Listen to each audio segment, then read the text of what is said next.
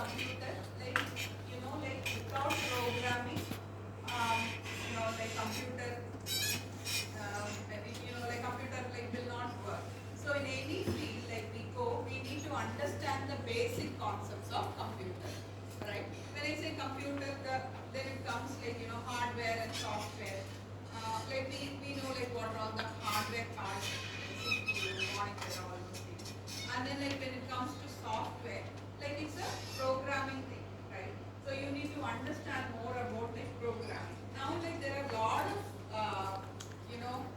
programs coming, like R programming, Python, data science, AI, lot of things are trending.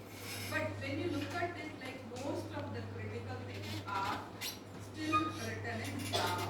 Okay. So whatever programming that you learn, be it C, C++, Python, Java, whatever it is, the concept, the structural language, the data types, the looping concept, the control statements, all that we use are common. Basic understanding of that will definitely help us. Okay. So these are all whatever we are going to see is independent of the programming language.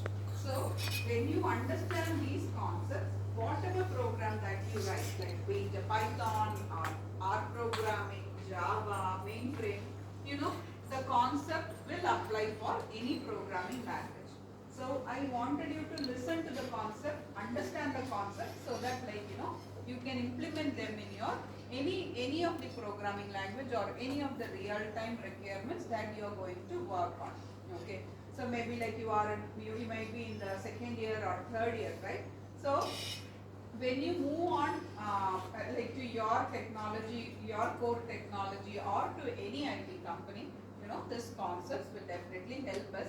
So one request to all of you is, you are starting, I understand from your syllabus, it's all basic concepts. So I wanted you to know, whenever you are studying, or when your teacher is teaching on these concepts, these are basics. Okay. Even I'm in my 18th year, still we use the basic concepts. Okay. So we need to be thorough enough, and we need to understand all these concepts, right? So it will definitely help how many years of experience, or how many wherever we are, the basic concepts will definitely help. So thorough your basic concepts, that will definitely help in whichever field we are going to work on. Okay. Yes. So shall we move on to the concepts? Can you? Yeah. First. So I don't know whether you know about this person, or if it is part of your syllabus. This session is about OOPS basics, object-oriented programming. Move on to the next slide. So this person is Alan Kay. Okay. So who is the founder of this concept, object-oriented programming? Okay. So when you look at it, earlier, there were no object-oriented programming language. So earlier to that, there was structural programming language. So when structural programming language is there, to solve the real-time problems, they thought we need to have this OOPS programming. That is when Alan Kay have connected with all of his friends, and then have introduced these OOPS concepts. Right? We can move on. So there are a lot of data on it. Maybe you can read through when this presentation is shared. I will present you the glimpse of what is being there. Okay, for the benefit of the time. I might not be able to cover all these things written in this. These written things are for your reference. Okay, I will give you the basic things, or the important points from here. Okay, so why OOPS concept? Right, as I was saying, it has got lot of benefits, right, compared to the previous structural language like COBOL, Pascal, or whatever we were earlier doing. Okay, so when you look at this, the code is more manageable, more organized.